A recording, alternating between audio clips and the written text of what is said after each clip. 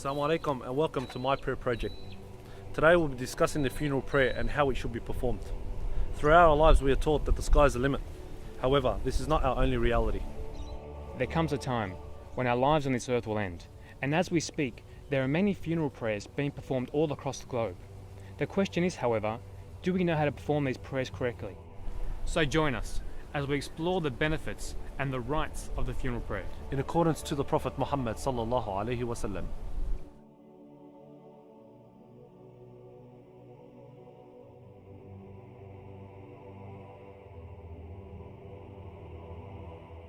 بسم الله الرحمن الرحيم الحمد لله رب العالمين والصلاة والسلام على رسول الله وعلى آله وأصحابه أجمعين أما بعد. After I give a brief history on the funeral prayer, I will be discussing the rules of the prayer, and I will also be discussing how the prayer is performed, and then I will give a general advice. The funeral prayer was sanctioned only for the ummah of Prophet Muhammad. It's a special distinction that was given only to the Prophet and to this ummah. So by default, it is a very, very special thing. The Prophet Muhammad alayhi salatu wasalam, he performed funeral prayer on Najashi. Najashi was the Abyssinian king who the Muslims, when they suffered persecution from the Quraysh, they sought protection under his rulership in Abyssinia. The funeral prayer is also very important to be performed upon the deceased, whether they be male and female, and the prayer itself is one of forgiveness and one of pardon for the deceased. And this was one of the reasons why it was sanctioned for the ummah, because it was such a virtuous act, to the extent that the Prophet ﷺ, he said that if a person, he performs the funeral prayer upon his brother, then he will receive 1 qirat of rewards. He said if he further continues and he goes to the grave and he accompanies that person to the grave, after which the person is buried, he will receive 2 qirat of rewards. They said, O Prophet of God, what is qirat? And the Prophet ﷺ, he said, mountains, indicating that a person who performs the funeral prayer upon his Muslim brother or sister, and a person who then continues the act and follows the person and accompanies the janazah until the person is buried, then he will receive 2 mountains of rewards. What a virtuous act indeed it is. It is also a virtuous act that the Prophet ﷺ, he said that if 40 people who associate nothing with Allah, they gather and they perform the funeral prayer upon their deceased brother, then their intercession will be accepted. He also said in another narration, narrated in Muslim, that if a person, he performs funeral prayer upon his brother, and the number of people present are 100, then that intercession on his behalf will be accepted. So we see through the ahadith narrated by the Prophet that the funeral prayer is indeed held in such high esteem in Islam. Before finalizing or summing up the brief history on the funeral prayer, I will just add that the Prophet ﷺ, he said that your Muslim brother, he holds five rights over you. And one of those things which the Prophet mentioned was the right to have the funeral prayer performed upon him. I will conclude by saying that such ahadith that are narrated to us by the Prophet ﷺ indicate just how important the funeral prayer is. One critical element to note when we look at the funeral prayer in terms of society is the ruling of the funeral prayer in terms of jurisprudence. The funeral prayer is a fard kifaya, which means that a portion of the community must conduct the funeral prayer.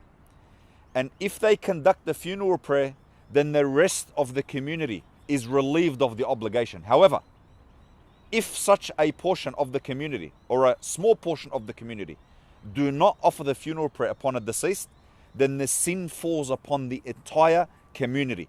And this alludes to the importance of the funeral prayer and its ruling and how it is held in Islam.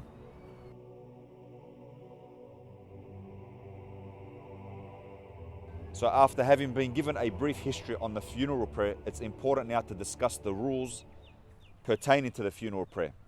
However, before going through the way the prayer is conducted, let's talk a little bit about the pillars and the conditions. This is also very important. The pillars of the funeral prayer are a few things. The first thing is that we say the takbirs. So when we say Allahu Akbar, this is regarded as a pillar of the prayer. So you can't have the prayer without saying the takbirs. That's number one. Number two, you must stand for the prayer. This is also a fundamental element of the prayer that it cannot literally be without. The conditions of the funeral prayer are that first of all, that the dead or the deceased be Muslim, that he be in a clean state, because it is the right of the imam who is actually performing the prayer that when the deceased is in front of him, he be in a clean state. And it is also important that the deceased be placed in front of the imam and that the deceased or the majority of his body be present at that time. So when the imam comes to the prayer, after having met all the conditions, first of all, he intends the prayer. Now the intention of the prayer is like the intention of any other prayer, as you would make for Fajr or for Dhuhr or for Asr. So when he comes to the prayer and he makes his first takbir and he says Allahu Akbar, raising his hands, he says the ta'awudh, which is A'udhu billahi minash shaitanir rajim, and this is followed by the Fatiha. Now the Fatiha begins by saying Bismillahir Rahmanir Rahim, Alhamdulillahi Rabbil Alameen, so on and so forth. And I will of course demonstrate this practically later on in due course. This is followed then by the second takbir. So the imam and the followers, they again say Allahu Akbar, raising their hands. After they raise their hands for the second takbir, this is followed by the Ibrahimiyya, which is Allahumma salli ala Muhammad wa ala ali Muhammad kama sallaita ala Ibrahim, so on and so forth to the end, which means Ya Allah, send blessings upon Muhammad and the family of Muhammad as you did for, and so on and so forth. And I will of course be demonstrating this when I show you how the prayer is performed. Then the imam and the followers say the third takbir, raising their hands, saying Allahu Akbar for the third time. Following this takbir, dua is made for the deceased. Now, there is a lengthy dua that the person makes. I will be demonstrating this, but it begins by saying Allahumma ighfir lahu warhamhu wa'afi wa'fu anhu, so on and so forth, and I will be showing you how this is performed correctly. If a person does not know that dua, then he can restrict his words to saying Allahumma ighfir lahu, Allahumma ighfir lahu, Allahumma ighfir lahu, which means Ya Allah, forgive him, Ya Allah, pardon him, Ya Allah, forgive him, and Ya Allah, pardon him.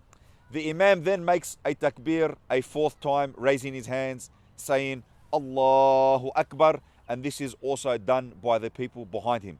In this situation, the dua is a general one, which could be Allahumma atina fid dunya hasana wa fil akhirati hasana wa qina adhab an-nar, which means Ya Allah, give us the good in this life and the good in the hereafter, and protect us and save us from the fire of hell, Ya Allah.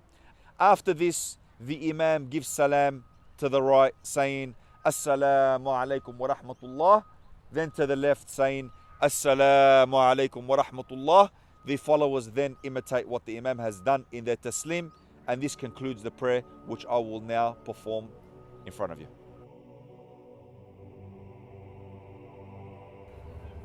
I will now demonstrate how the funeral prayer is performed. Allahu Akbar. أعوذ بالله من الشيطان الرجيم بسم الله الرحمن الرحيم الحمد لله رب العالمين الرحمن الرحيم مالك يوم الدين إياك نعبد وإياك نستعين اهدنا الصراط المستقيم صراط الذين أنعمت عليهم غير المغضوب عليهم ولا الضالين الله أكبر. اللهم صل على محمد وعلى آل محمد كما صليت على إبراهيم وعلى آل إبراهيم وبارك على محمد وعلى آل محمد كما باركت على إبراهيم وعلى آل إبراهيم إنك حميد مجيد.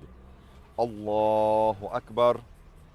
اللهم اغفر له وارحمه وعافي واعف عنه وأكرم نزله ووسع مدخله وغسله بالماء والثلج والبرد ونكه من الخطايا كما ينكي الثوب الأبيض من الدنس وأبدله ديرا خيرا من داره وأهلا خيرا من أهله وزوجا خيرا من زوجه وأدخله الجنة وأعذه من عذاب القبر وعذاب النار.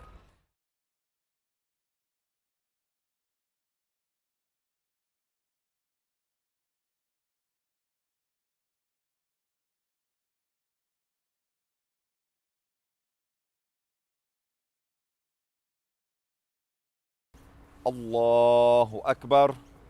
اللهم آتنا في الدنيا حسنة وفي الآخرة حسنة وقنا عذاب النار.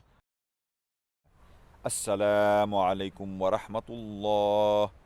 السلام عليكم ورحمة الله.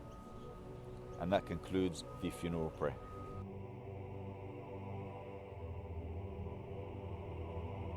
As a last advice to my fellow Muslim brothers and sisters, I will just remind you that the Prophet ﷺ, he promised great reward and alluded to the fact that there are great rewards for offering the funeral prayer over our Muslim brothers and sisters. Imagine that on the Day of Judgment, when you stand before Allah subhanahu wa ta'ala and you find a mountain on your right of deeds and a mountain on your left of deeds, and you will say, where did these mountains of deeds come from?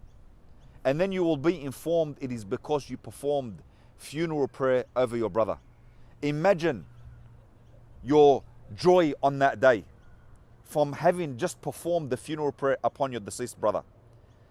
Also, I would remind you that it is the Sunnah of the Prophet. You're following the Prophet. And Allah subhanahu wa ta'ala, He said, وَمَا أَتَاكُمُ الرَّسُولُ فَخُذُهُ وَمَا نَهَاكُمْ عَنْهُ فَانْتَهُ. What the Prophet gave you, take it. And what he forbade you from, abstain from it. So this is an act of the Prophet which he himself performed. And should you perform the same act, then you would be following in the footsteps of the greatest man who ever walked the earth, sallallahu alaihi wasallam. Also in that regard, I would just also remind you that it is the right of your brother to have that funeral prayer performed over him. Imagine that the Prophet said that were 100 people together, none of them associating anything with Allah, to perform the prayer over the dead, and their intercession would be accepted. Indeed, this is testament. This is testament without a doubt to the destination of where a person goes. For we not know where a person goes except through two ways. First of all, through the tongue of a prophet, where the Prophet ﷺ, he informs the people upon the earth that this person is from Ahl Al Jannah, from the people of paradise, or this person is from the people of hell. But in a second way, we know from the testimony of the people who were there upon the earth. There was once a man who died, and the Prophet ﷺ, he heard people speaking about him in a very negative way. And the Prophet said, they have testified to his destination. And in another situation where the man, he had passed away, and the Prophet ﷺ, he heard people speaking about him in a very, very positive way.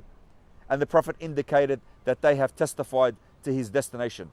Indeed, performing the prayer upon the deceased, the funeral prayer upon the deceased, this is a means of intercession. It is a means of forgiveness for him. It is a means of pardon for him. There was one man in the time of the Prophet who passed away. And the Prophet ﷺ, he made a long dua for him. And after he made a long dua for him in the funeral prayer, one Sahabi, he said, I wish I was that dead person. This indicates the magnitude of the funeral prayer, and it indicates that if the funeral prayer is performed, it can be a means of forgiveness and pardon for the deceased. One day we will all go to Allah subhanahu wa ta'ala, and we would hope that many would perform the funeral prayer over us, so that could also be a means of forgiveness and pardon for us. May Allah subhanahu wa ta'ala accept. Wa akhiru da'wana anil hamdulillahi rabbil alameen. Subhanaka wa bihamdika la ilaha illa ant nastaghfiruka wa natubu ilayk.